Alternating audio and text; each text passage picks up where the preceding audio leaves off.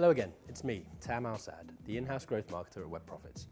In this video, I'll be sharing why I almost never recommend programmatic advertising and providing an alternative that I believe will have a better impact.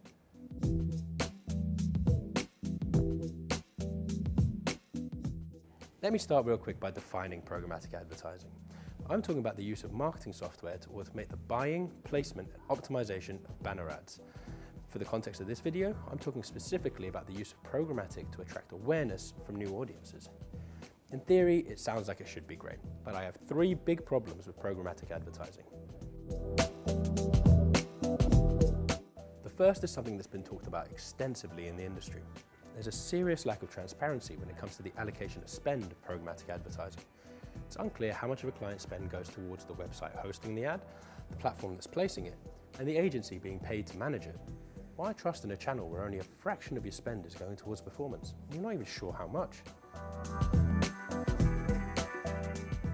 Secondly, the way success is measured is viewability. That is how many people actually saw the ad, rather than impressions, which measure when an ad is loaded on the page. The term banner blindness has been around for a few years now. So I find it astonishing that marketers are content to simply say that a number of people have seen their ad. As consumers grow more tired of banner ads, the industry's come up with ways to make them stand out more. New placements, takeovers, native ads, animations, pop-ups, they're all still banner ads, and in my opinion, nobody should be happy with the view. My last issue with banner ads is that they usually provide little to no value to the consumer at all. As digital marketing has become more prominent, it's become harder to fight for people's attention. I believe that the answer to that problem is to provide consumers with something of value. That could be information, education, humor, appreciation, anything. But by providing value, you establish a relationship with that person and are more likely to make a lasting connection that turns into a transaction. It's certainly more likely than plastering your logo in front of somebody's face repeatedly anyway. Okay, now that I've got all of that off my chest, I'll get down from my soapbox and let you know what my top alternative for generating awareness is. Ready for it? Content marketing. The best possible way to provide value to your potential customers is through content marketing. I can't recommend it enough.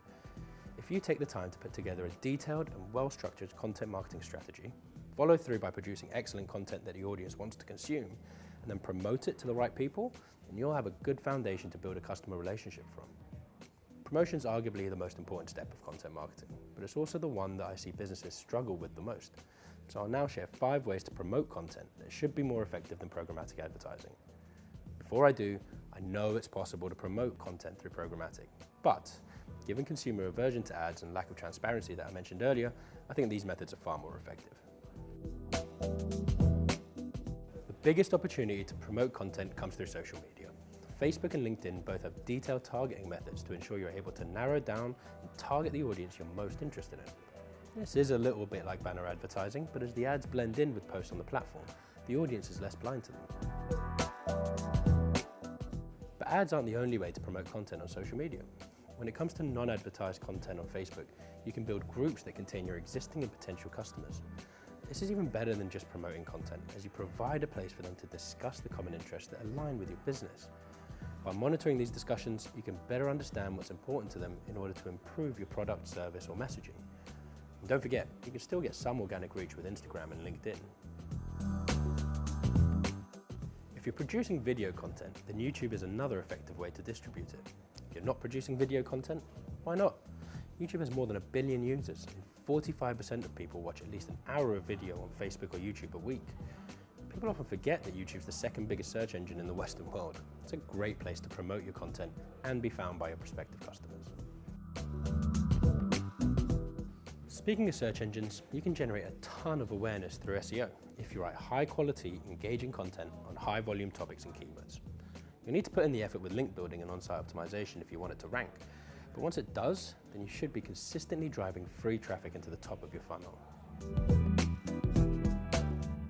My last recommendation for distributing content is to partner with brands, publications, or influencers who have a large following. This can take a variety of forms. Guest posting, solus emails, and influencer marketing are probably the most common. Other than guest posting, I'm not a big fan of these as they're not evergreen. So once the email or promotion's over, you're unlikely to keep generating value. However, if you do need a boost in awareness around a particular time of year, then this could be a great option. I should point out at this stage that although you have a number of options when it comes to promoting content, you shouldn't rely on just one to be the magic bullet. You'll get significantly better results if you can combine a number of these tactics together to ensure that your content is consumed, not just seen by the right people. Along the same vein, it doesn't need to be one or the other, content or programmatic. If you've got the resources to do both, then by all means go for it. But if your time or budget's limited, then I would recommend prioritizing content marketing for generating awareness. That's all for now, but if you have any thoughts or comments, then please leave them below. Thanks for watching.